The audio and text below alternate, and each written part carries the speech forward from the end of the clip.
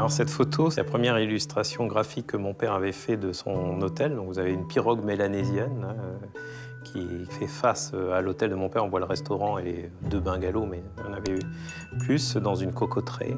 Avec, c'est l'île des Pins avec quelques pins colonnaires derrière tout au fond. L'île des Pins, pour moi, c'est quelque chose qui est presque indescriptible parce que pour moi, c'est un joyau en fait de la biodiversité et c'est un joyau aussi bien humain que naturel. Enfin, je crois que lorsqu'on habite face à la mer sur une île, on est encore plus en contact étroit avec l'histoire de la mer, avec tout ce qui entoure la vie de la mer.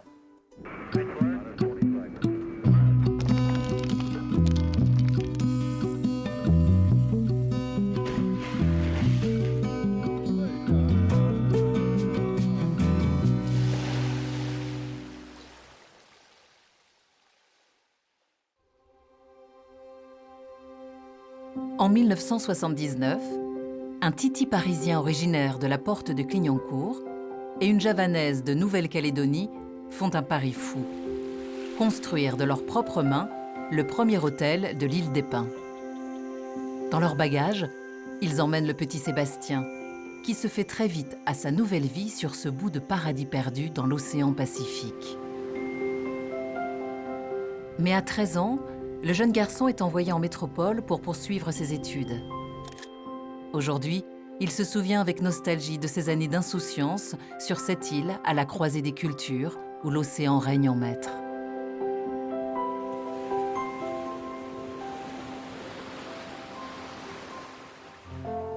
Et voilà mes parents. Alors ça me fait quelque chose de les voir là. On voit encore les doigts noirs de mon père, où il devait être plombier à Nouméa. Mes parents se sont rencontrés au début des années 1970. Alors, mon père était plombier, ma mère était couturière dans une boutique de la rue Sébastopol à Nouméa.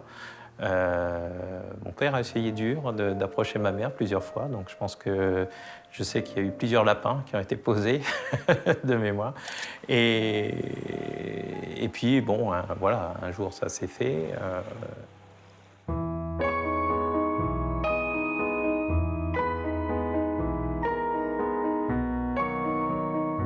Là, évidemment, elle est belle cette photo. C'est moi. Il y a 47 ans, avec la bouille là, hein. C'était bien joufflu, hein, bien dodu. Ma mère, elle est issue d'une famille indonésienne qui s'est implantée en Nouvelle-Calédonie. Cette famille, en fait, est arrivée au début des années 1930 dans un cadre particulier. La Nouvelle-Calédonie avait besoin de main-d'œuvre pour construire le pays, pour aider à construire cette société calédonienne. Alors la première génération a été constituée par mes grands-parents, voilà, qui sont là et là.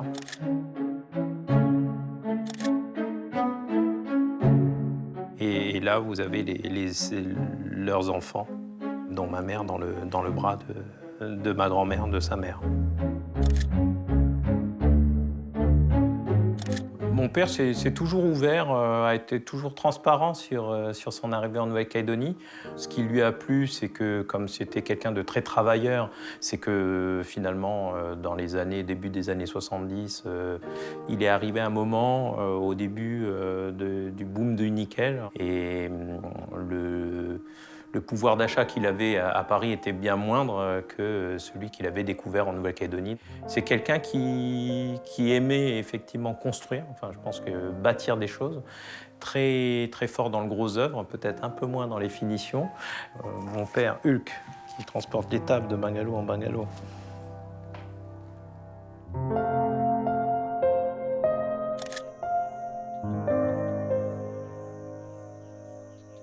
Le projet d'hôtellerie de l'île des Pins, avant d'y aller en vacances, n'existait pas, ce projet de création d'hôtel.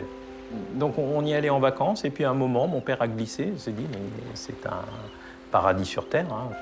Il a dit, mais pourquoi ne pas construire un hôtel? Voilà.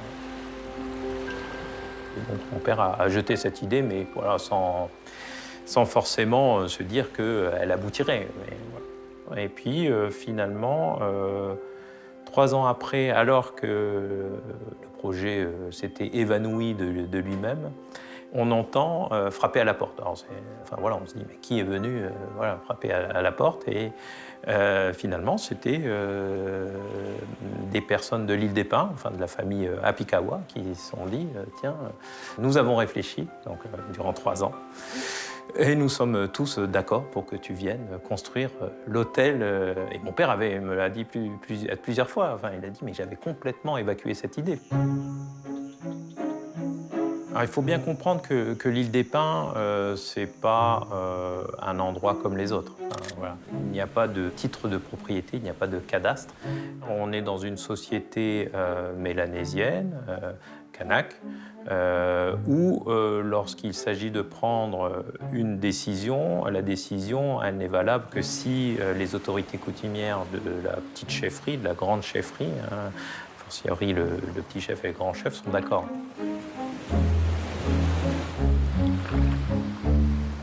Mon père a hypothéqué la maison, il a pris des crédits, enfin, etc.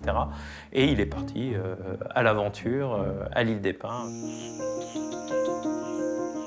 C'est qu'il n'y avait pas d'eau potable sur cette baie. Donc mon père, qui était plombier, donc, est allé chercher une source d'eau potable et l'a acheminée pour que tout le monde puisse bénéficier de l'eau. À la fois le projet hôtelier, mais aussi la tribu, toute la tribu qui a été alimentée en eau. Donc le projet a aussi permis à la tribu d'avoir finalement une qualité de vie meilleure.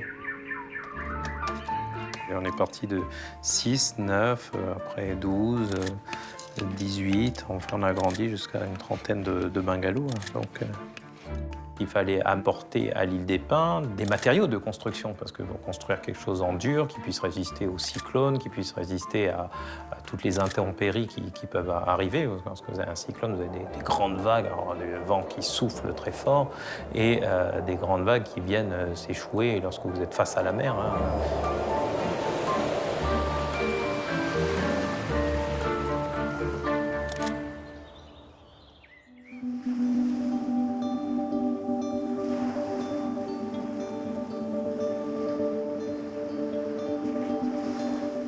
Oui, cette photo, elle évoque beaucoup de choses. Pour moi, c'est une amitié indéfectible hein, avec Antoine, hein, que je considère bien plus qu'un ami, puisqu'il fait partie de la famille. Donc Antoine, c'était mon ami de jeunesse que je cherchais partout, soir et week-end, pour qu'on puisse s'amuser, faire les 400 coups naturels à l'île des Pins. J'ai découvert avec lui aussi une culture. Je portais en moi la culture occidentale, la culture indonésienne, et j'ai encore superposé celle mélanésienne dans cet empilement de culture. Tous les jeunes copains de l'école m'ont fait découvrir en fait la chasse avec le lance-pierre, chasse aux oiseaux, le fait de construire des cabanes enfin, voilà, dans les forêts.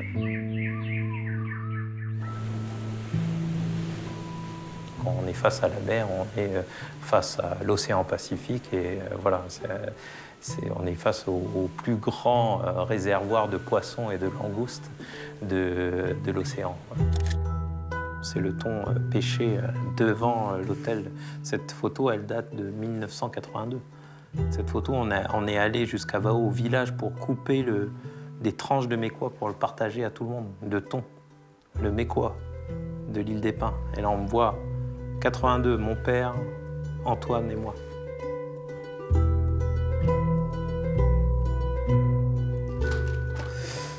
Mon père serveur, hein, mon père tout, il faisait tout, hein, l'homme polyvalent, qui s'employait à tout faire. Mes parents étaient bien contents, très épanouis, mais je pense qu'à plusieurs reprises, ils m'ont dit surtout si plus tard tu as le choix, ne choisis pas l'hôtellerie parce que c'est un travail ingrat. Mais ça m'a toujours marqué en fait. Ils étaient toujours dedans et ils m'ont dit non, surtout ne fais pas ça quand tu seras grand. Enfin, voilà. Les baignades en famille. à l'hôtel. C'était les rares moments privilégiés.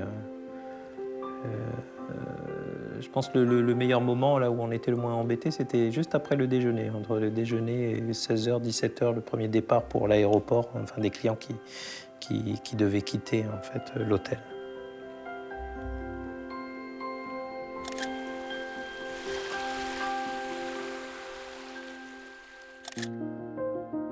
J'étais arrivé en classe de 5e, il fallait que j'aille en classe de 4e au collège de Rivière-Salée à Nouméa, parce qu'il n'y avait pas de classe de 4e à l'île des Pins. Et là, ils se sont dit, est-ce qu'il ne faudrait pas pousser un peu plus loin, quitte à être en internat, est-ce qu'il ne vaudrait pas mieux qu'il aille en métropole? Alors, c'était un peu difficile. Enfin, le déchirement avec ma mère, ça a été quelque chose. Enfin, on a tous les deux eu du mal à se quitter. Enfin, des larmes ont été versées. Enfin, c'était vraiment très dur. Parce que pour le coup, on ne se voyait qu'une fois par an lors des grandes vacances. Enfin,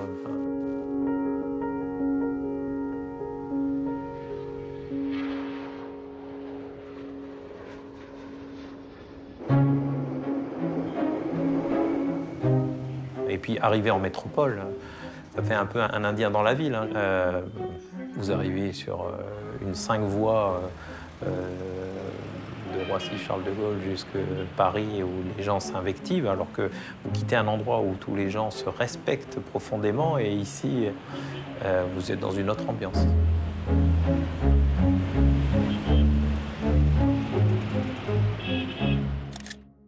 Arrivé en métropole, tout est nouveau pour Sébastien. Les paysages, les amis, les passions. Au fil des années, il se construit une nouvelle vie, loin des pins et des vagues. Son père voulait qu'il se confronte à la dure réalité de la métropole, qu'il devienne un homme instruit. Sébastien l'a pris au mot. Après de brillantes études, il embrasse une prestigieuse carrière à la Cour des comptes. Son regard est toujours tourné vers ce paradis perdu. Mais il n'oubliera jamais ce qu'il doit à cet homme qui lui a transmis le sens de l'effort et une détermination à toute épreuve. Ce que je suis aujourd'hui, je lui dois tout. Mon père m'a toujours dit « Ah, toi, tu es né à Nouméa, moi, je suis né à Paris, je suis quelqu'un... » Voilà, on a 20 000 kilomètres de différence. Et là, j'ai mon fils, son petit-fils, qui est né à Paris. Je ne dirais pas la boucle est bouclée, mais peut-être que le fils de mon fils naîtra à Nouméa, je ne sais pas. Donc, c'est cette sorte d'aller-retour. Donc, Paris, Nouméa, Paris, on verra quelle est la suite. Mon histoire est là parisienne, mais c'est vrai que mon cœur est toujours en Nouvelle-Calédonie.